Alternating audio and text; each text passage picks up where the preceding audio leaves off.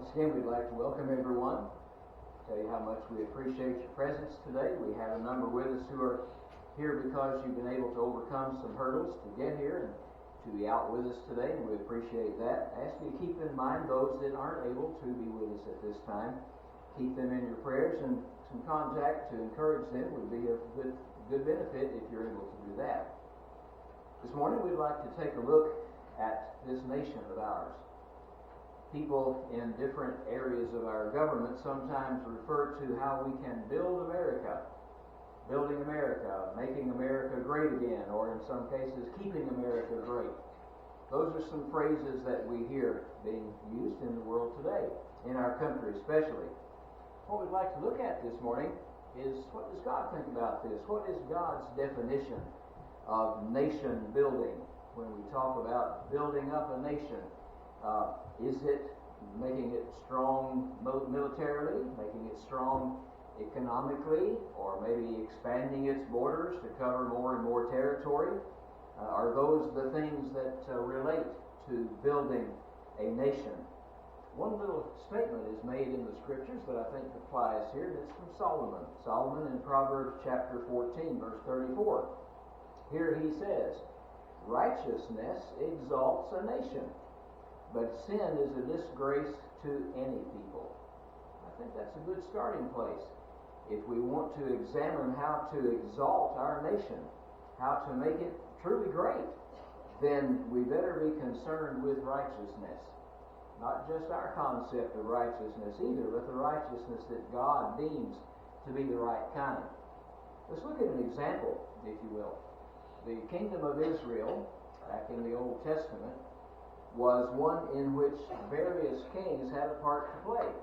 You might recall,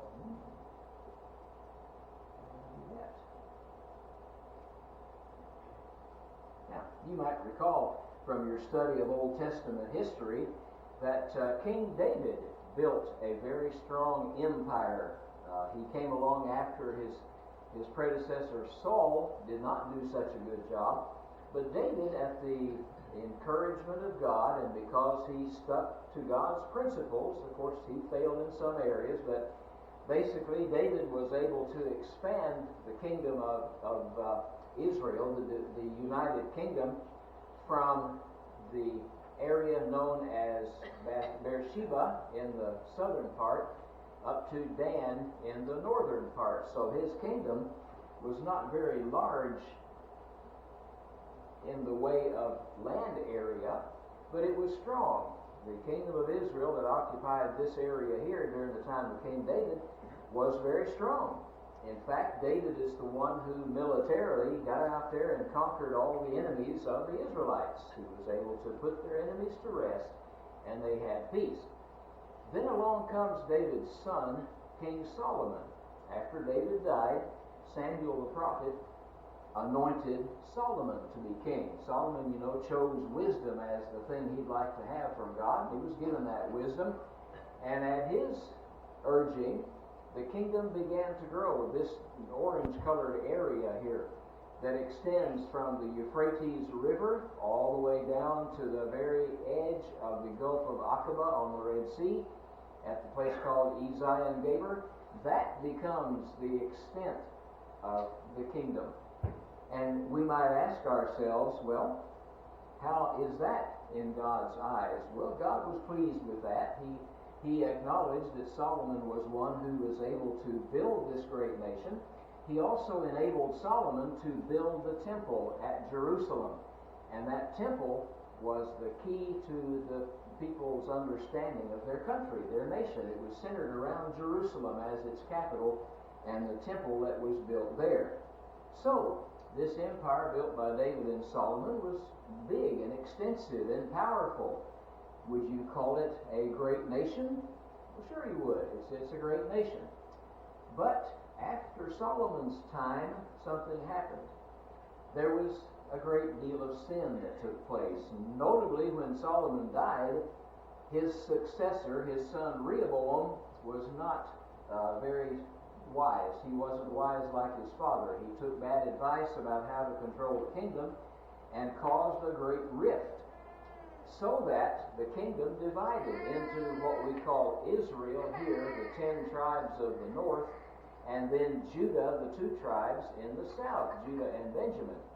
The kingdom of Israel, this one up here, was strong, but it was not very godly. The leader of that kingdom, Jeroboam, as we'll see in just a few moments, caused great sin to come upon God's people. The kingdom of Judah, down here in the south, was a little better off. Their kings in Judah were all pretty much good kings, some better than others, but they were able to hold the kingdom together for a longer time. Now, what happened? We know from our study of Bible history that the kingdom of Israel was taken captive by the Assyrians. That happened. That was a terrible blow. Those 10 tribes were taken away, and they were made captives by the Assyrians, and they were not heard from anymore. They were gone. Later on, less than 200 years later, the kingdom of Judah also fell and was taken captive by the Babylonians. And though they were able to return after 70 years, their greatness was much decreased. They were not a great nation anymore.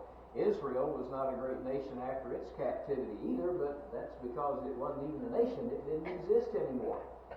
So we might ask the question, what happened here? Was God pleased with the way these nations turned out? Why did they not stay great? And we might examine that question. Why did Israel fall? It's pretty straightforward, actually. The scriptures give us a reasonable explanation of why these kingdoms failed, why the United Kingdom of Israel didn't last, and why Israel and Judah eventually went into captivity. Let's read from 2 Kings chapter 17. If you have your Bible and would like to follow along, that's fine. We have it on the screen here too. In the 9th year of Hoshea, the king of Assyria, took Samaria and carried Israel away to Assyria. Just back up there. In the 9th year of Hoshea, that's the king at the time, the king of Assyria, their enemy, took Samaria, that's the capital of Israel, and carried Israel away to Assyria, and placed them in Halah by the Heber, the river of Gozan, and in the cities of the Medes. For so it was that the children of Israel had sinned against the Lord their God, who had brought them up out of the land of Egypt, from under the hand of Pharaoh, king of Egypt. And they had feared other gods, and had walked in the statutes of the nations whom the Lord had cast out from before the children of Israel, and of the kings of Israel which they had made. So what are we being told here? That Israel failed to continue as a great nation because of their sinfulness. They departed. They went away and sinned against the Lord, and they even feared other gods and walked in the statutes of those other nations around them. Well, what's happening there? They fell to the temptation to sin. Why did they do that? What was the cause of their sinfulness? How did Israel get to be that way?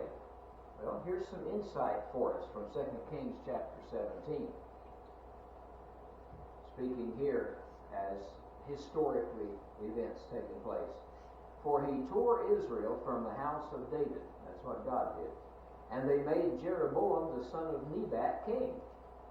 Then Jeroboam drove Israel from following the Lord, and made them commit a great sin. For the children of Israel walked in all the sins of Jeroboam, which he did, and they did not depart from them. Well, so I guess we could just come down to it and say, well, it was all Jeroboam's fault, right? Jeroboam is the one who drove Israel from following the Lord. We know what he did. He changed their worship. Instead of making them go to Jerusalem to worship, where they might be tempted to go back into the kingdom of Judah, Jeroboam built these golden calves at the southern and northern borders of Israel and said to the people, that's as far as you need to go. Just worship there. You'll be fine. And he instituted new ways of worship. He built a new and faulty way of worship with priests that were not from the right tribe, with activities and feast days and sacrifices that were not according to the Old Testament law of Moses. Even their capital city, Samaria, was chosen as a place to worship, and it never was intended. It was Jerusalem where the people were supposed to worship. So what happened here? Jeroboam simply started a trend. And notice what it says here. The children of Israel walked in all the sins of Jeroboam, which he did. They did not depart from them. And later on we read in the accounts of other kings of Israel that as wicked as they were, it was always traced back to Jeroboam. A wicked king might be described as one who walked in the evil ways of Jeroboam the son of Nebat, who caused Israel to sin. We read that statement over and over, relating to the kings that came after him. So, this was the cause of the downfall of Israel. A great nation, and it fell. Now, what was their concern? Were they concerned with the activities that God told them to do? Nope. Were they concerned about the worship that God told them to accomplish? Nope, not that one either. They were concerned about other things. Now let's just apply this to us, if you would. What is the greatest concern for our nation's benefit? What are we concerned about? Now, I'm not going to recommend it, but there are these debates that come on TV, and you can see the candidates in various parties debating each other about what they think is important and so on. And some of the things that are on this list here have been brought up in those debates and will continue to be brought up in the debates until the end of this year, at least, when somebody will be elected president again. But they might have been discussing defense policy. Yes, we might think that our greatest concern here is national defense. After all these other countries in the world are trying to do something to the United States. They're all anti-America in some way or other. Maybe we need to beef up our national defense policy. What about economic issues? Depending on whom you listen to, our economy is either real good or real poor. It might not be so hard to choose, but that's what we're seeing, that some say it's good and some say it's not. Is there a need for that concern to be present? Well, sure. We want our economy to be good. We want there to be jobs and income available for everyone who is willing to work and be successful. What about taxes? Tax increases and tax cuts. I hear all the time, or I read at least, about people who are saying, well, this candidate or that candidate's going to do this and thus with taxes. They're going to raise them on some people and lower them on others, and they're going to cut Social Security, and that gets me all worked up. I'm telling you, everybody's just wanting to do things to our tax and all that stuff. Well, what about labor laws? You know, we have many today who are supposedly benefiting some from an increase in the minimum wage. Is that the way to make our country great? Some say they've been unbenefited by it. So what do we do there? What's the right course? Well, it's the fact that there's a concern about this that we should be looking at. There is concern over that as well as many others. Social programs, insurance, health coverage, health access. That's a big one today. Also the programs that would help to deal with the poor and the homeless and all kinds of stuff. Well, what's the greatest one? What about the big picture? Bigger government versus lesser government. That's a concern that some have. Well, what's the most important one? Would you pick one? We could take a poll, couldn't we? And we could ask you to vote which you think is the most important. I get polls in the mail all the time, and I just kind of shut my eyes and mark some stuff and send them back in. But, you know, what is most important anyway? What should a Christian's first concern be? A Christian's first concern should be the battle that we fight spiritually. Yes, we ought to be concerned to some degree about all these things that are going on. But here Paul writes to the Ephesian Christians. And he says, for the Christians, put on the whole armor of God, that you may be able to stand against the wiles of the devil. For we do not wrestle against flesh and blood, but against principalities, against powers, against the rulers of the darkness of this age, against the spiritual hosts of wickedness in the heavenly places. Sounds like a spiritual battle to me. Of course, it's all connected. Yes, our spiritual outlook is going to affect all the other areas of concern that we have in this country. But the Christian's main concern should be what's happening to our nation relative to these concerns of a spiritual nature. We've highlighted them here again. Paul makes it quite clear. He says, our struggle is against the spiritual forces of wickedness. That's what, if we had a block to check for that, I'd check it. That's my most serious concern about the things that make our nation great or not. Our first concern. And then we might prioritize some of the other concerns that we have in this country. So when we talk about which is the greatest concern, we need to look at it from God's point of view. Yes, we should be concerned about defense and economic issues and labor and social programs and all that, but in God's sight, all of these are secondary to the issues of righteousness and morality. Well, right away we're going to make some enemies, aren't we? Because there are people out there that say there is no need to worry about righteousness, and morality is whatever you want it to be. So forget about that, and let's concentrate on economic issues, or let's concentrate on social programs. But in reality, those are to be secondary. Our primary, number one concern as children of God, we must put on the mind of God and learn to think as He does. Is God concerned about our economic status in this country? I wouldn't think much. He's more concerned about the health of our spirit. Is God concerned about the way we have social programs enacted and how we take care of people who need things? Well, I'm sure to some degree, but God's primary focus is upon us and our eternal soul. That's what all of God's plan is about. And we're going to find that if you follow the right path of righteousness and morality, then the other things will fall into line most of the time. Things have a way of working out if we do the right things. But we have to think like God does. People talk about all the threats that face our country. We hear the Russians keep coming up, don't we? Those Russians, they're a threat to us in many ways, I suppose. More than likely, the average Russian does not care what happens over here. The average Russian citizen's probably like you and me, worried about what's going to happen the next day in their lives, what's coming up that they have to take care of. But, we hear it, don't we? We hear that there are those out there that are threatening our nation. Is it the North Koreans? Is it the Chinese? Wow. We have many to pick from, don't we? No, I think we better be looking inward. Let's turn our eyes like God would turn them, and let's talk about some real threats to our nation. Moral threats. Not economic, not defense-wise and so on, but threats of morality. And I didn't mean to back up there. Let's go this way.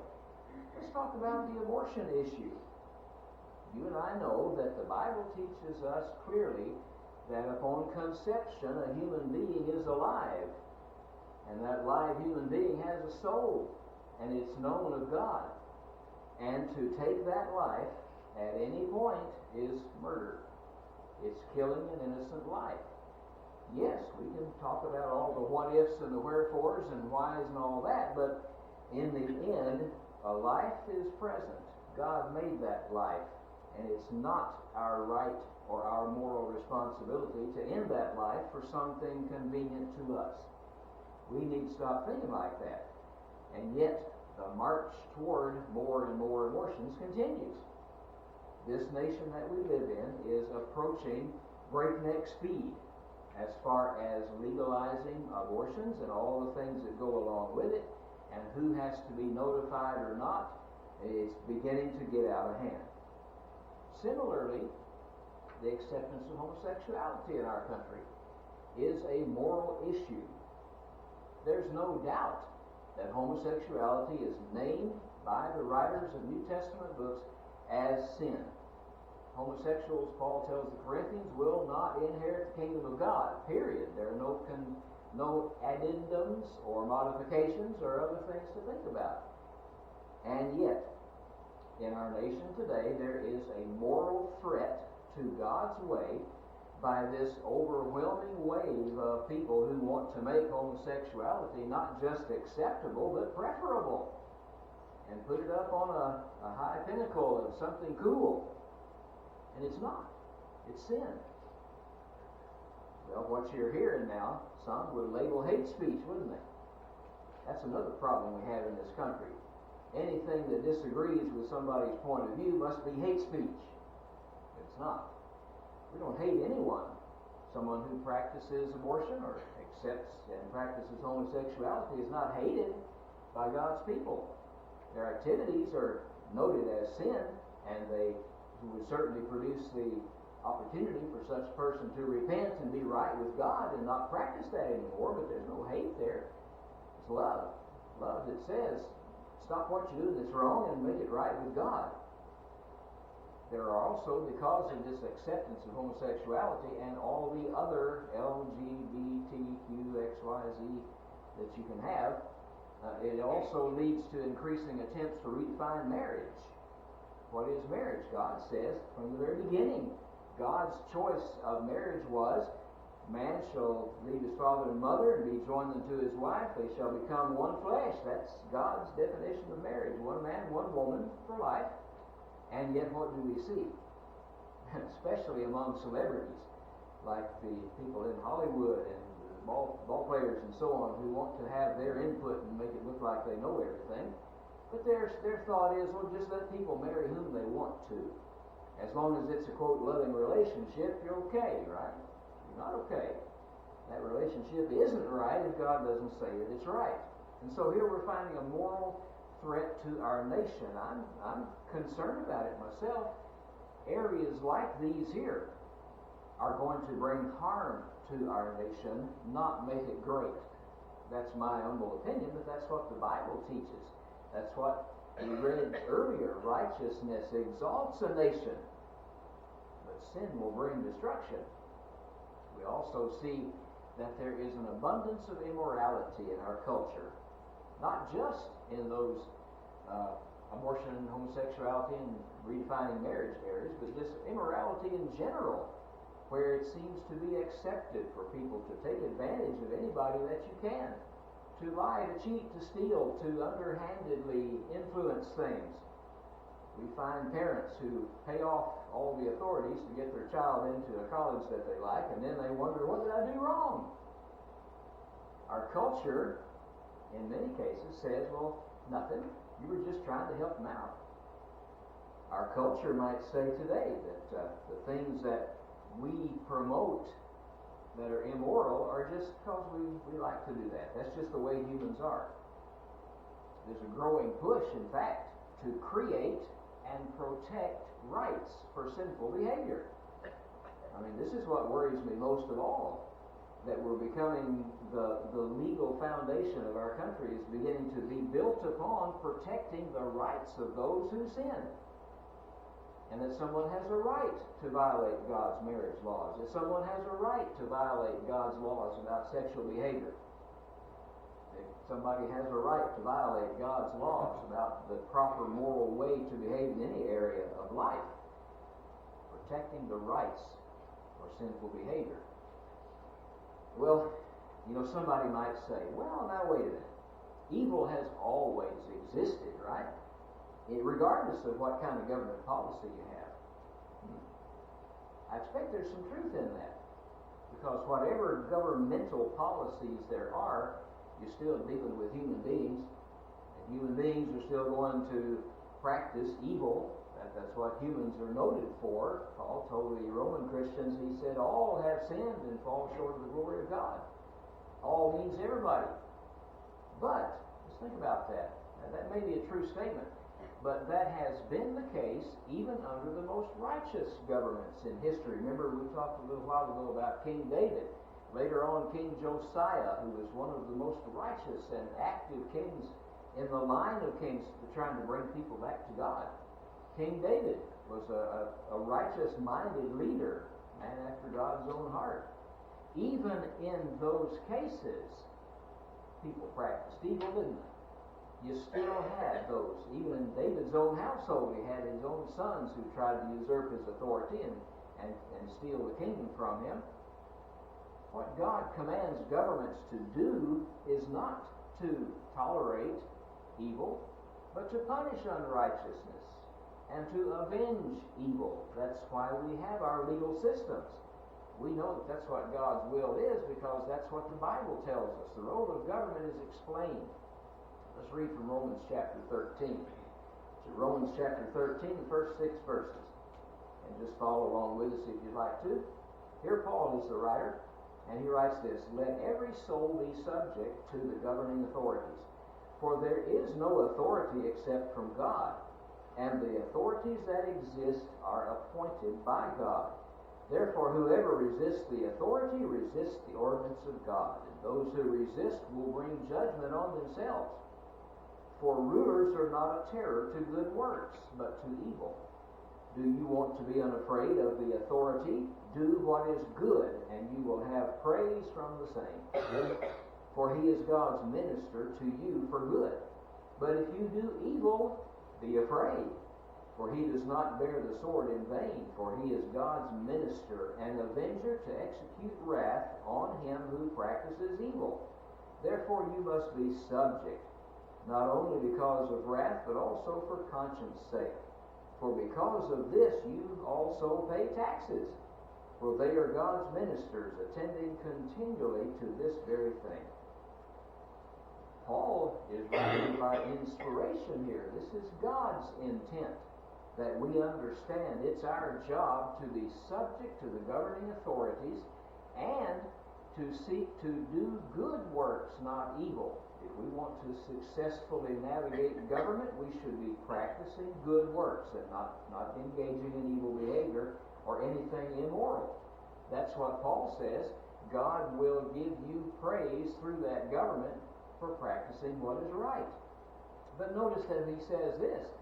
He says, if you do evil, you should be afraid, because the government is also God's minister to execute wrath on him who practices evil. That's where we're falling down. We need to be able to stand up as Christians and demand that our government take charge and avenge and prosecute that which is evil and against his way. God expects his leaders to exercise judgment. And I'm sorry, I really did something odd there. Let me see if I can figure out how to fix it. 1 second.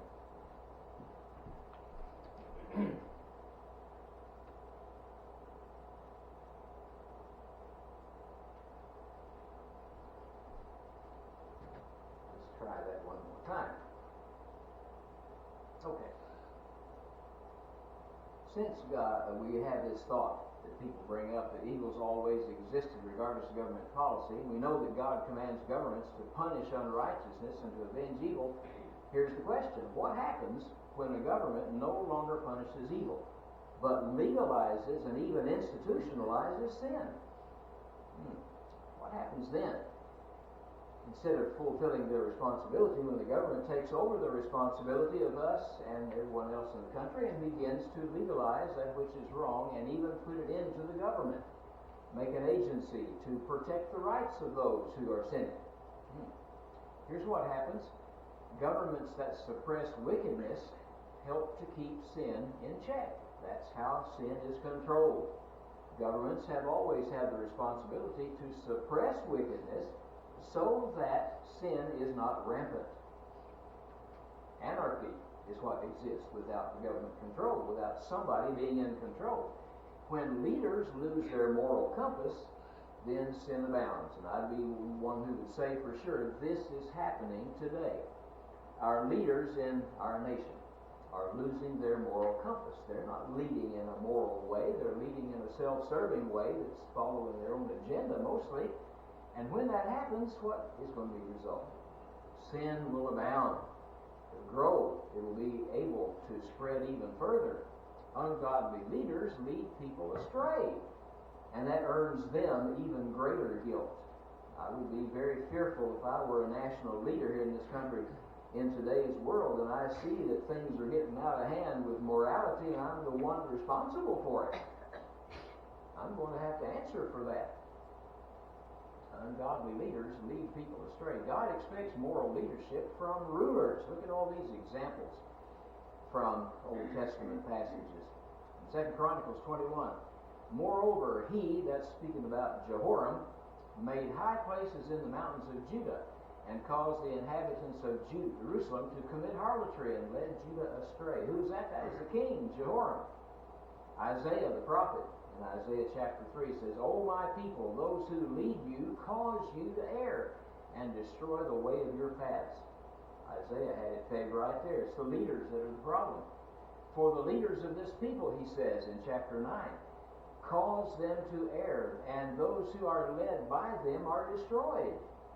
Not only are they caused to make erroneous work, but they are destroyed for it. Jeremiah the prophet, speaking about the people of Israel, says, my people have been lost sheep. Their shepherds have led them astray. They have turned them away on the mountains. They've gone from the mountain to hill. They have forgotten their resting place. He's talking here about those who have been led astray by those who have responsibility over them. That's a serious charge there. So God holds leaders accountable. Now the people in a nation are also responsible, of course. They're guilty, of course, but leaders have a specific God-given responsibility to uphold righteousness and punish sin. But then again, how does government function?